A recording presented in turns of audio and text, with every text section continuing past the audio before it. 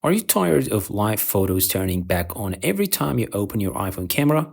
Here is how to stop it for good. For this, we need to open the settings, then scroll down and tap Camera. Then tap Preserve Settings. Here, make sure Live Photo, which is right here, is turned on. This doesn't keep live photos enabled.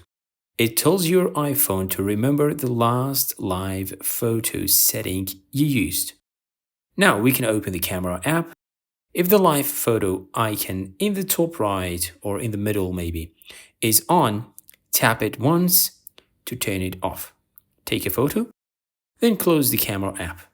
The next time you open the camera, your iPhone will remember that live photo was turned off, so it won't automatically enable it again. If you ever want to use live photos, just turn it back on in the camera app.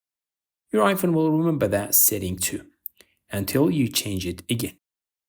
And that's all there is to it. Follow for more iPhone tips and tricks. Thanks for watching.